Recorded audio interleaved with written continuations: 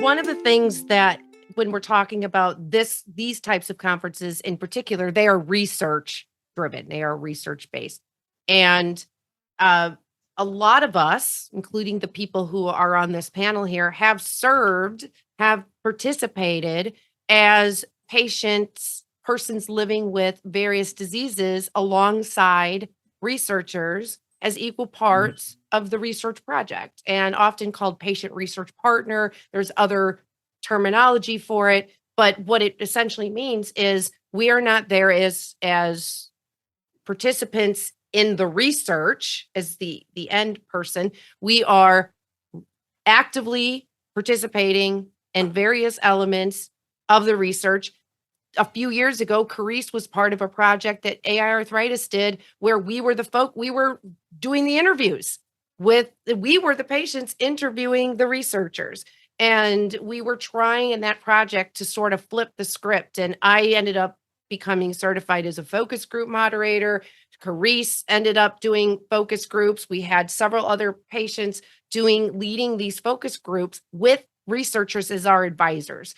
And we actually coined that as mentor assisted research, new term.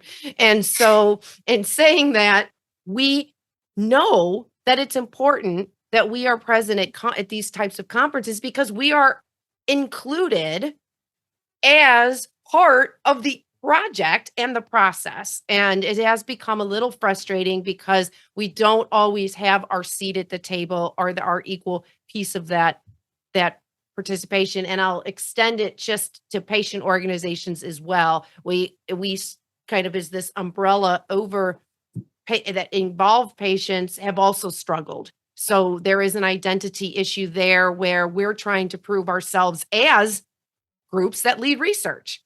It's historically in a lot of these conferences, what'll happen is we are not able to lead or even submit to have a session. It has to be submitted by a researcher or a doctor. And, Yes.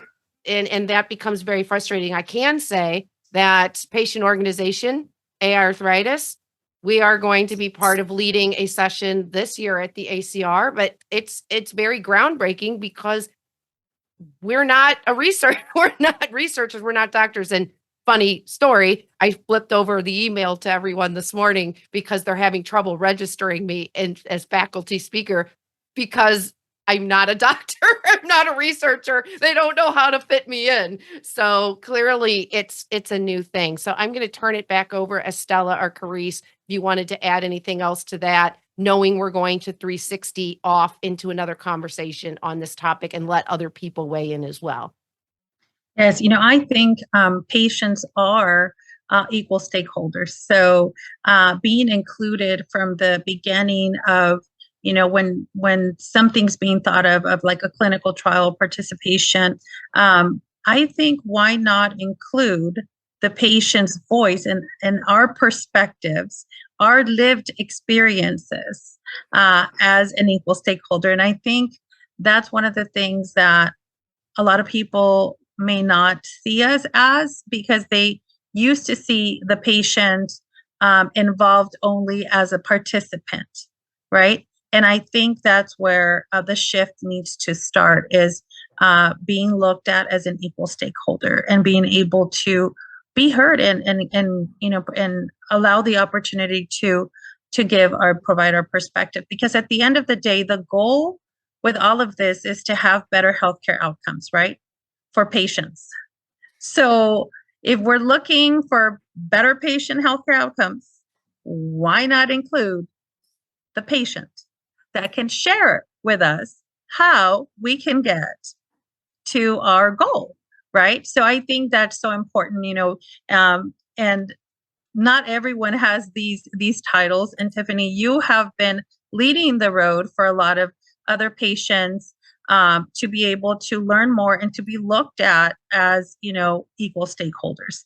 And, my sister and I were able to actually participate in a program, an inaugural program that was just held. It's a patients program, and it's also to provide more inclusion. And we were able to learn so much about how and learn so much, and also provide different perspectives on building that trust with community, because at the end of the day, we need all stakeholders to be able to reach our goal.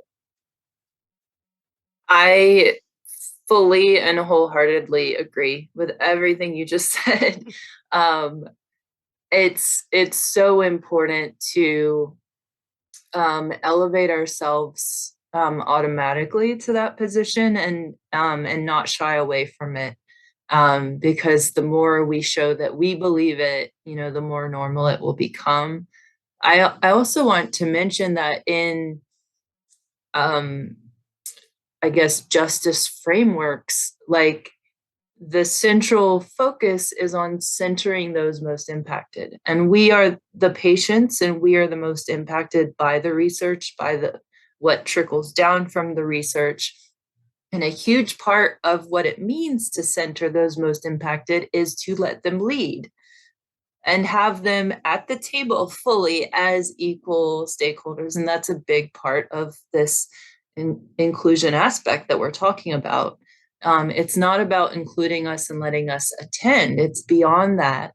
And not even letting us participate in research as leaders, but acknowledging that we already are.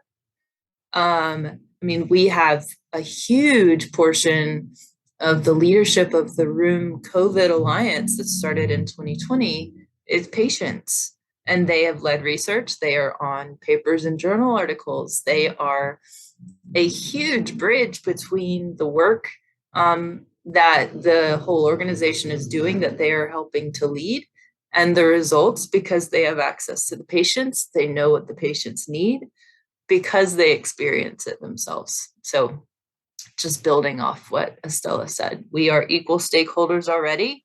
We just need to be recognized for it.